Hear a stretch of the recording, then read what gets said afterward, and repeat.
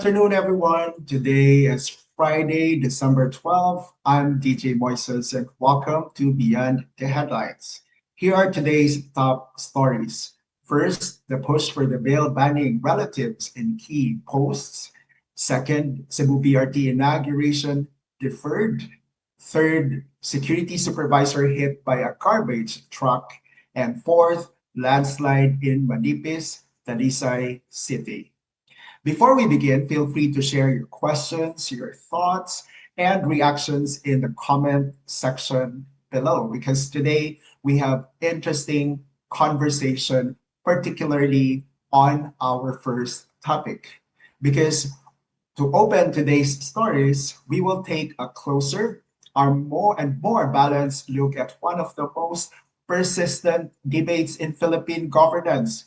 We will talk about political dynasty and the push for an anti-dynasty law.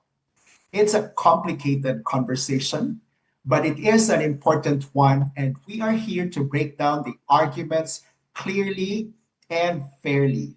So please share your thoughts as well in the comment section below.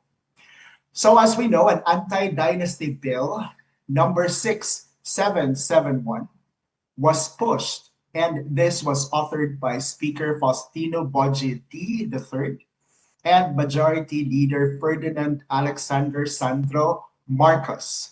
Now, what does this bill say? Before that, allow me also to give a refresher because there were already several attempts in the past to file similar measures. The first, if we recall, among the many, was the one filed in 2004. It was Senate Bill number 1317 or the Anti-Political Dynasty Act, which was authored by then Senator Alfredo Lim. And then in 2005, another bill was filed again, still on anti-political dynasty, which was Senate Bill 1904, which was authored by then Senator Miriam Defensor Santiago. So as we can see, there were already several attempts in the past. And now the country is once again pushing for another attempt to file an anti-dynasty bill. So what does House Bill 6671 say? In a nutshell, because there's just so many things that are written in this bill, but in a nutshell, the meat of the bill is in section 5, which bans spouses, siblings, relatives within the fourth civil degree of affinity and consanguinity of a duly elected public officer from simultaneously holding the same elective levels. So, unsay pasabot ani niya? So, if I were an elected official, for example, akong asawa, akong igagaw, ang igagaw sa akong asawa, akong mga grandnieces and nephews, ang grandnieces o nephews sa akong asawa, akong great-grandparents o grandchildren, as well as my half-siblings' children and grandchildren. So mo ni siya ang pasabutan niya are prohibited from holding elective position simultaneously in the national, district, provincial government, city, municipality, and barangay levels. So unsay further pasabot ani niya? Because the term that they use is simultaneous, dili siya succession, no? But more of simultaneous. Pasabot, in the national office, dili pwede na ang president o ang vice president will fall on the same category. Bawal to siya. Bawal sa siya for congressmen within the same district, for governor, for sanggunian, for vice governor within the same provincial government, mayor, vice mayor, councilors within the same city or the same municipality, and so on, including barangay elected officials within the barangay.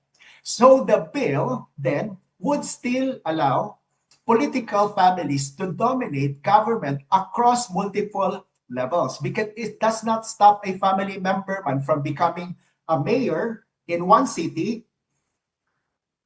a cousin to be a mayor in another city, the wife serving as governor, the son serving as senator or congressman.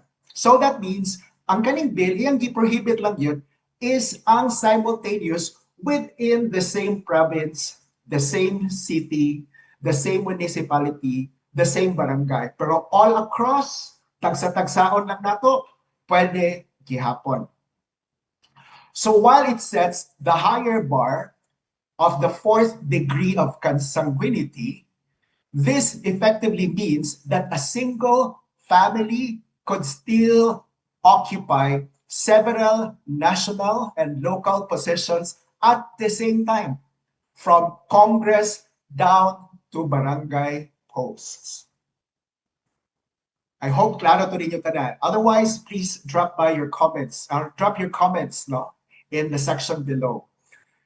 It's also interesting because the reason why daghan na kay mga bills na gi-attempt ani in the past, but for some reason, they never pushed through. And one of the reasons nga nung naglisod ni siya, it's because 70 to 80% of the members of the Congress are connected to political dynasties. So ang question actually, ani karon, why would they pass something that 70 to 80% of them are going to be impacted? Now, there are also people who are pro and against bills such as this one. And if we are to balance things equally, pareho man silang valid. No? On one hand, it is true, so mo ni ang katong favor sa dynasty, that nobody chooses the family they are born into.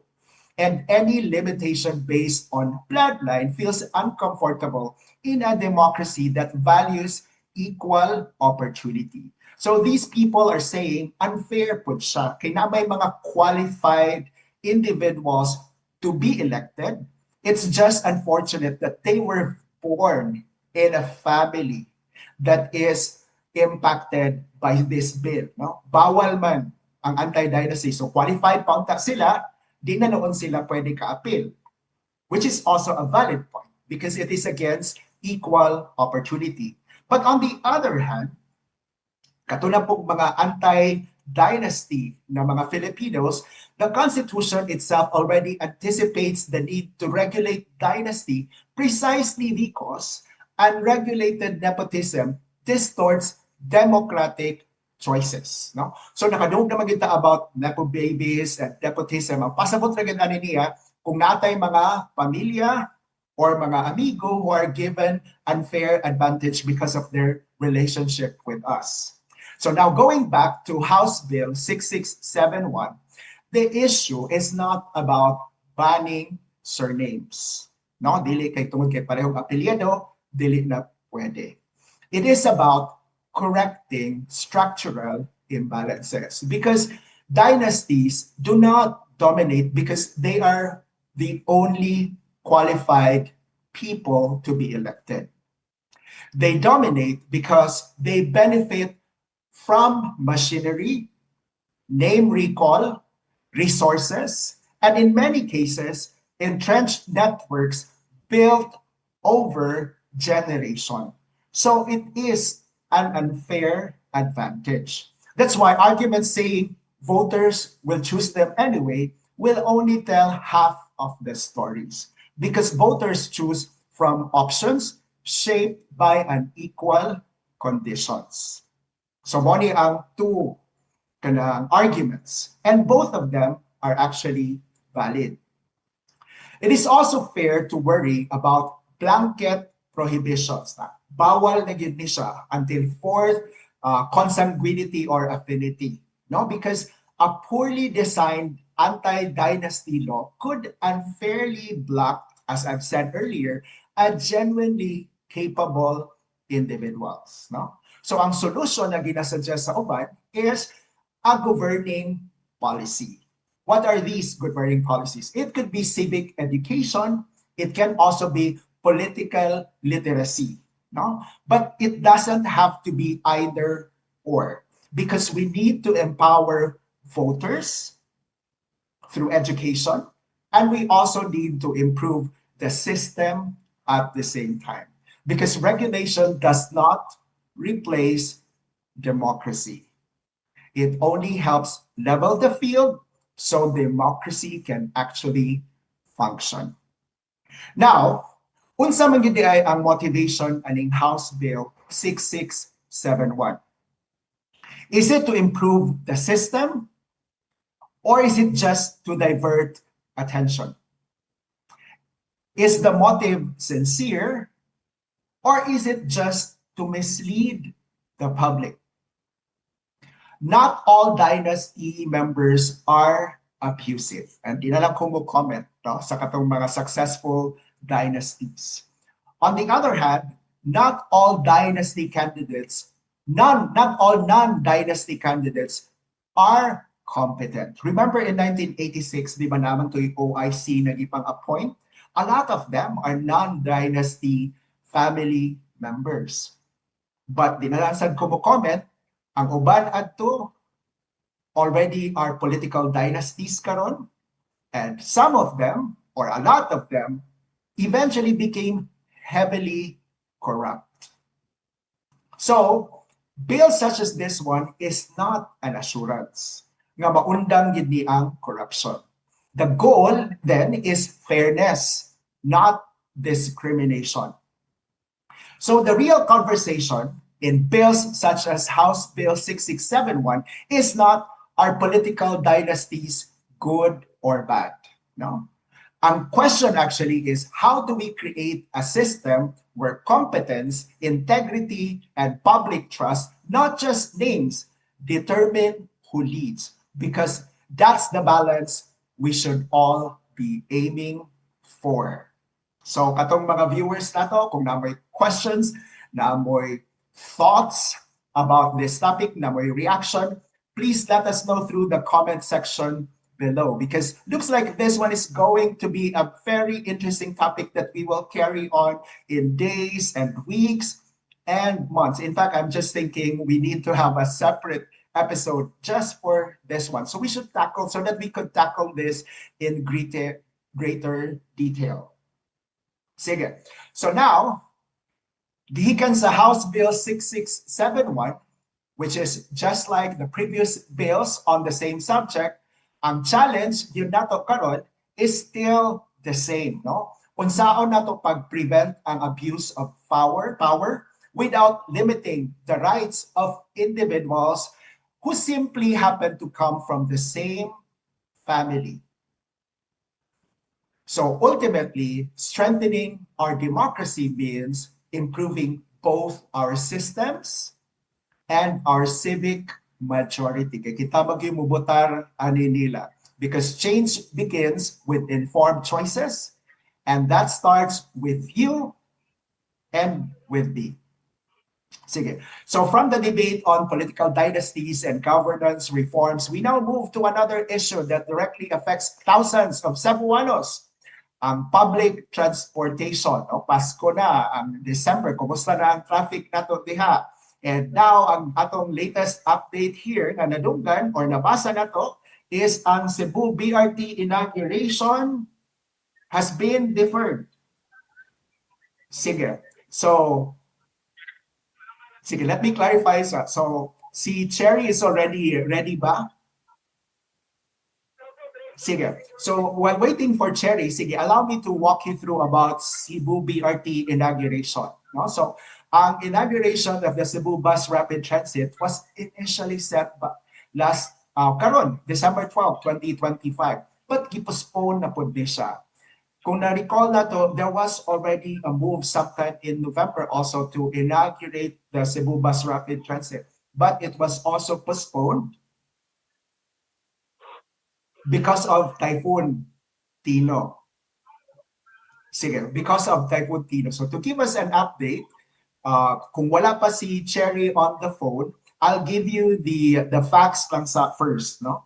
Sige, I'll give you the facts lang sa first. So Cebu City Mayor, si Mayor Archibald said that coordination with the Department of Transportation is ongoing, with hopes of completing the dry run within the year and finalizing the system's route before January. So ang question ako actually is, wala pa dahil nato na finalize. I thought na natay package 1, na natay package 2, o na natay package 3. So why is Cebu City Mayor Nestor Archibald saying that they are finalizing the system's route? No? So that's a question. So the Department of Transportation is also seeking Cebu City Council's approval for the proposed new bus station locations. Again, new bus station locations identified during recent inspection, some of which face issues on design. So ang question na po nato actually here is, so nagsigi pagid di ay sila og storya about bagong rota and then bagong stations. So meanwhile, the World Bank has halted support for the BRT packages 2 and 3 due to prolonged delays. No? And they will reconsider. They will reconsider once package 1 is going to be implemented. Now, the CBRT has been in planning for decades, and it represents what could have been the Philippines' first dedicated bus rapid transit system, envisioned to serve thousands of commuters and relieve traffic congestions across key parts of Cebu City. So, unsa may ikasulti nato ani? Again, you can also write your comments and your questions and your insights in the comment sections below, no? Pero kanila nga akong makasulti aning Cebu Bus Rapid Transit, no? Despite the setback, ang package 1 is already 91% paid. Again, 91% na bayaran na ni siya, showing that investment is already largely in place. Now, from what I know, package 1 is from South Bus Terminal to Capitol. No? So given all these changes, the public needs to know what is exactly package 1. Pila na gyud ka episodes ani in the past, no? Kani ang package 1, kanina sad ang package 1, kanina sad ang package 1. Unsa man gyud ang package 1. Karon nagstorya na pud tag mga bagong rota, nagstorya na pud ta og bagong bus stations. So, unsa gyud ang package 1? Unsa gyud ang package 2? Unsa gyud ay ang package 3? And more importantly, gibayra na biya nato ang package 1. Unsa man gyud ay ang scope aning package 1? Pila ang atong gibayran, no? Ug unsa na ang atong nabayran, no? So, the figure matches reporting that nearly 1 billion has already been spent on the initial phase. Ang package 1, no? Nearly 1 billion na ang nagasto niya, including katong dedicated lanes, katong stations nga na mga leaves, no? Katong stations nga na sa South Bus Terminal, sa Cebu Normal, o katong sa Fuente. Tulo ka stations, no? And then drainage, sidewalks, and related improvements. Ang buses are not included. So kung tinuod na siya, sigurado ta nga 1 billion ni sila kanilang South Bus Terminal to Capitol o ang 3 bus stations o ang paved dedicated roads. 1 billion ni siya. Now, the other one also is because klaro mo yun kaayo nga wala yun nagkasinabot kung unsa yun ang package 1, package 2, package 3. So delays have a ripple effect affecting funding, public perception, and confidence in the project. No? So even pagkasinabot lang sa scope, sila mismo, no? Sa Department of Transportation and even ang Cebu City local government wala nagkasinabot, no? At least from what we know, kaya naglain-lain man sila tubag, which makes challenges in planning and execution. Wa magay sila nagkasinabot, So di na klaro ang plano, how much more ng execution. So given this context then, it is not surprising that the World Bank decided to halt support for packages 2 and 3. So now looking at the CBRT project, one question keeps coming to mind. Is this system really working? Or are we just doing our best to make it work? Of course, nakagasto naman yung tao 1 billion. It's not that we don't want the CBRT project to succeed. What we are asking is for transparency, clarity on the project's progress, the changes being made along the way, and how funds are being spent. Again, we want this project to work. Nakagasto na tag 1 billion pesos aniniya. Ang gipangayo lang nato is transparency, clarity kung unsay progress ani nga project, unsay changes na gibuhat, o how much or how the funds are being spent. Because success depends not just on the construction of the Cebu Bus Rapid Transit, but on the public's trust that the project is being managed openly and responsibly. So that's the Cebu Bus Rapid Transit. It would improve the city's mobility. No? Traffic kay sa nga tanan, lisod mo sakay, dugay kayo dugay kay maabot from point A to B. So this is a solution that we all want. No? And we truly want this to work. So we will continue to watch this closely as the system moves forward towards full operation. No? So I'm told actually Cherry is already on the line. Hello. So Cherry, are you there? Hello, DJ. Good afternoon. Good afternoon. So Yes, maayong hapon. Mayang hapon, DJ. Yes. So kumusta naman ni siya? Anong na-delay naman po ni? Aside from Typhoon Tino nga rason. Okay. So, maayong hapon, DJ, ug maayong hapon sa tuwang viewers sa Sunstar Cebu Beyond the Headlines.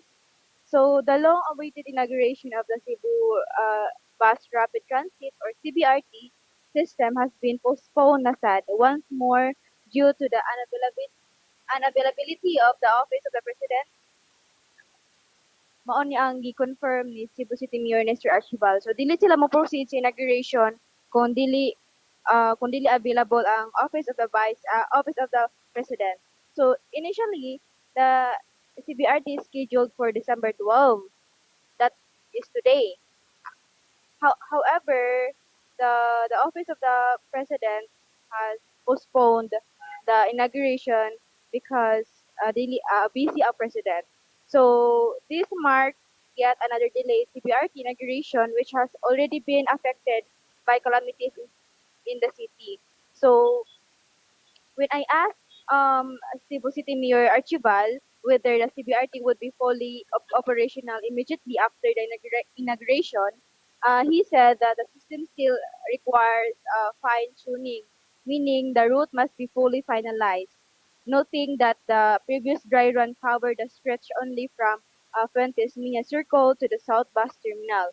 He wanted that he suggested that the route would run from the South Road Properties or SRP to the South Terminal along Jones Avenue, then to Puente and Ayala.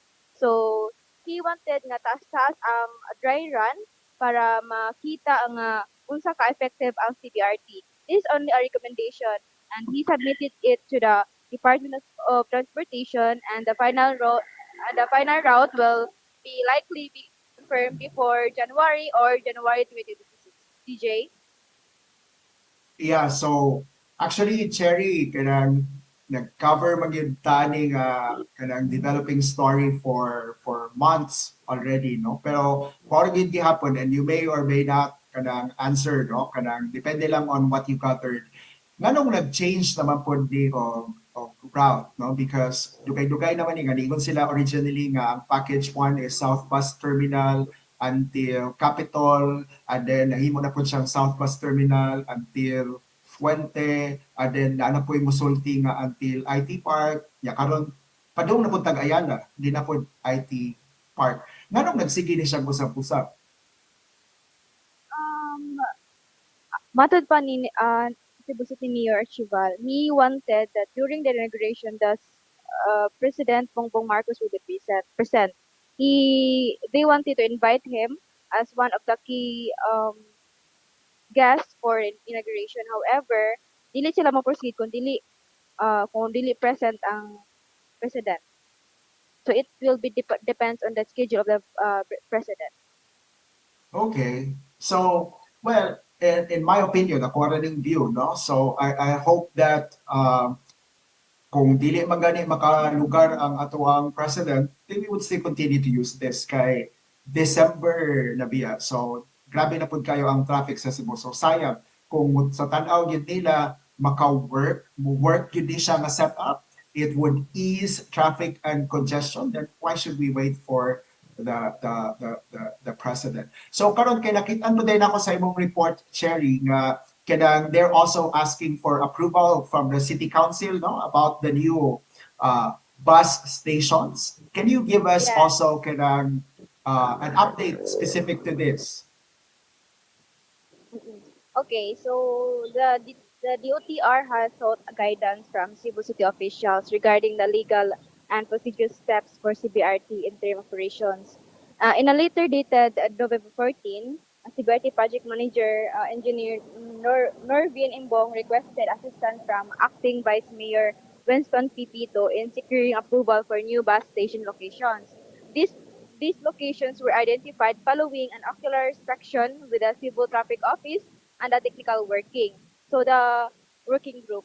So the proposed northbound CBRT stops include in El Corso, South Parking, New Star, SM Seaside, SM Arena, Mambaling, CIT, Pirama, Cebu South Bus Terminal, Cebu Normal University, Puente Asmeña Circle, Capitol, Sacred Heart, or in Sky Street, Ayala South, Mindanao Avenue, Summer Loop, Negros Road in Ayala, W. Luz, and IT Park Terminal. So these are the allocation that being proposed by the CBRT project manager, so that many of the passengers will have to wait lang din sa exact location. They don't have to, they don't need to go to the CBRT station. Yun. Online niya ang ilahang design for a designated location. So, Cherry, kani siya package 1 pa lang ni siya or package 2 and 3 na ni siya? Because it sounds like the complete package already. It have to be the package 1 pa. Okay. So, sige.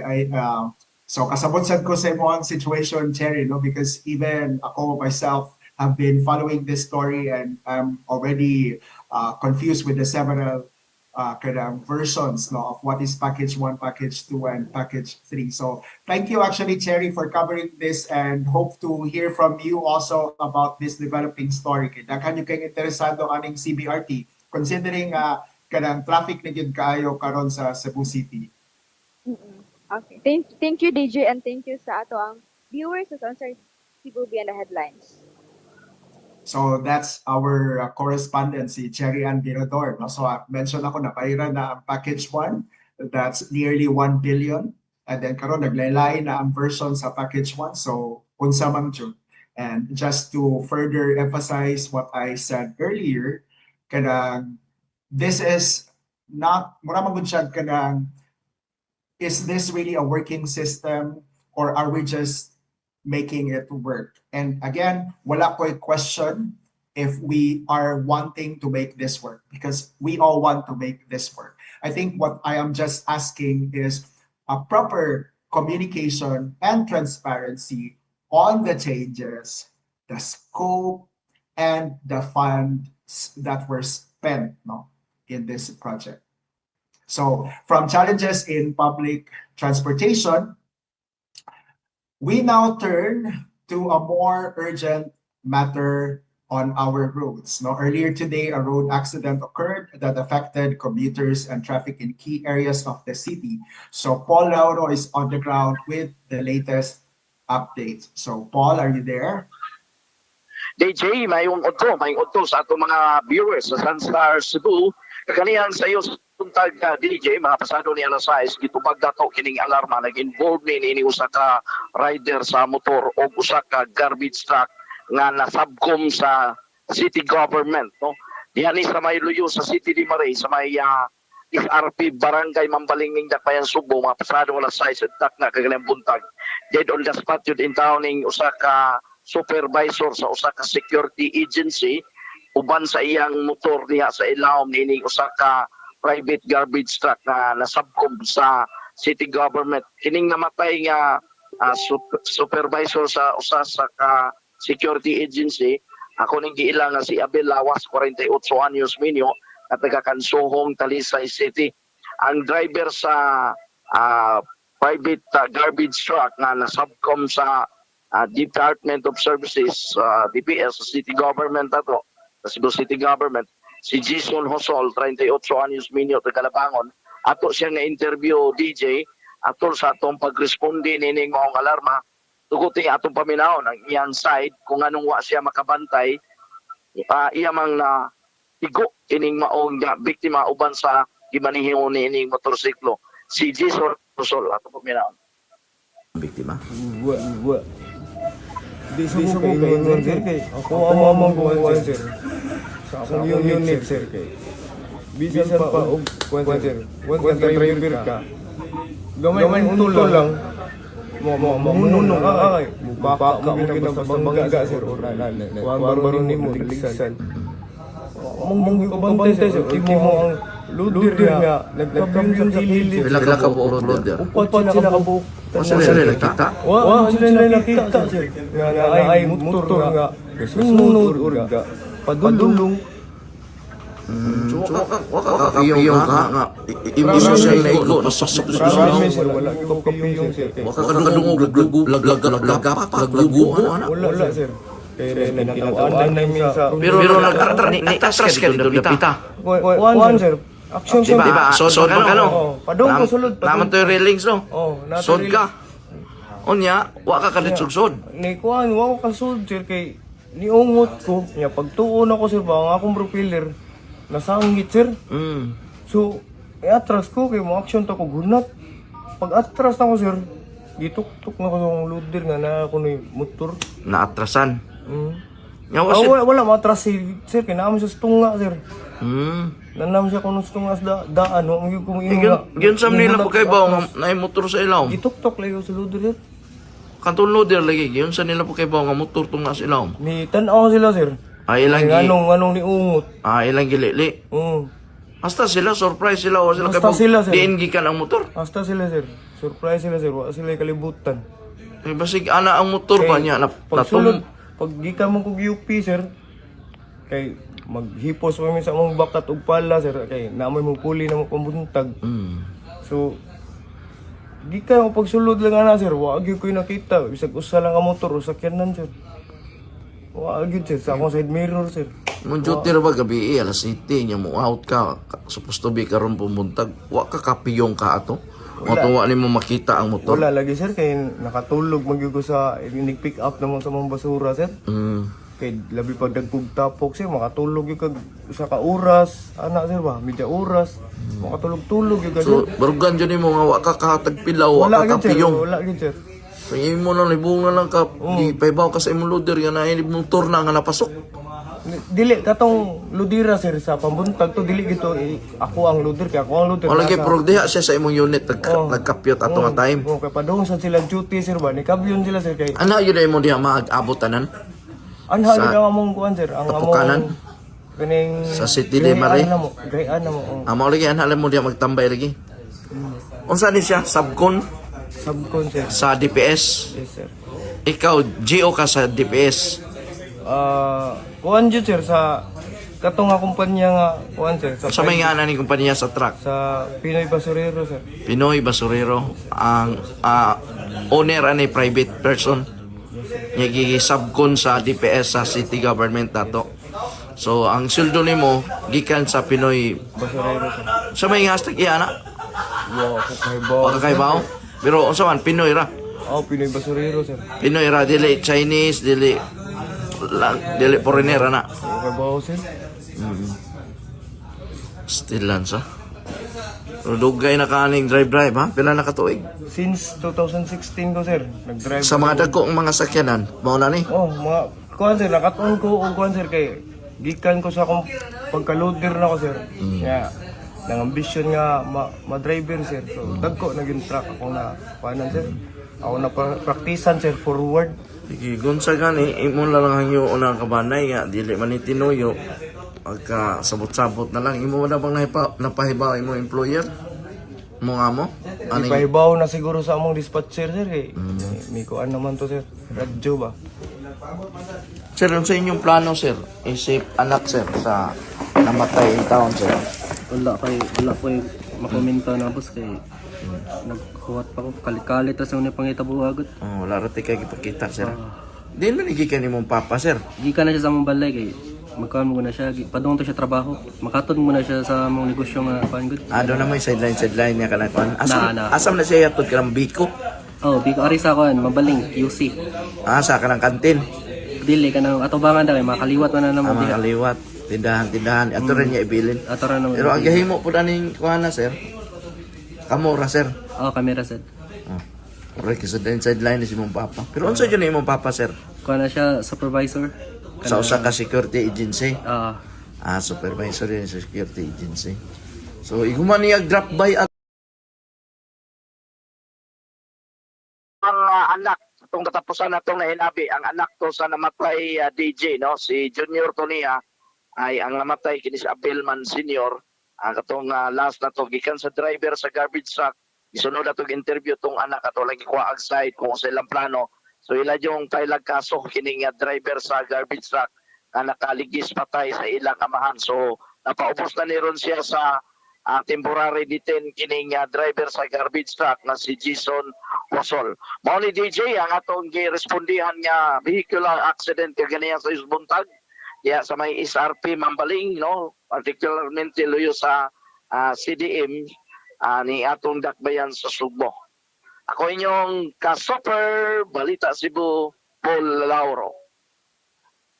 So, salamat Paul for the update. No, it's the holiday season, and our thoughts are those for the family and the friends who are impacted by this tragedy. No, so the accident in Mambaling serves as a stark reminder of the dangers on our roads. So drivers and pedestrians alike are urged to stay alert, follow traffic rules, and exercise extra caution, especially in busy streets and areas with heavy vehicle activity. So while we urge motorists to stay cautious on the road, another hazard has also been affecting communities in Cebu. Heavy rains and unstable terrain have triggered a landslide, posing serious risk to residents and travelers alike. So the Department of Public Works and Highways, or DPWH, began clearing debris along Sitio Telepono, Barangay Manipis earlier today after a landslide blocked a portion of the Toledo Wharf Road, rendering the route temporarily impassable to motorists. In a post, the City of Talisay Traffic Operation and Development Office said heavy equipment was deployed shortly after the obstruction was reported, with workers focusing on removing loosened soil and assessing the stability of the slope. Motorists have been advised to take alternate routes while clearing operations continue. Now, these two reports serve as important reminders for everyone on the move, whether navigating the busy streets like in Barangay Mambaling or areas affected by natural hazards such as the landslide in Sitio Telepono, Barangay Manipis. It's crucial for motorists and commuters to stay vigilant and exercise caution at all times. Safety is a shared responsibility. Let's do our part to protect lives and prevent accidents. That's it for today. We're just 13 days away from Christmas Day. Amid the festivities, let's keep safety, transparency, and responsible leadership at the heart of our celebrations. I'm DJ Moises, and from us here in Sunstar, may your holidays be joyful, safe, and blessed. It's Friday, so see you again on Monday.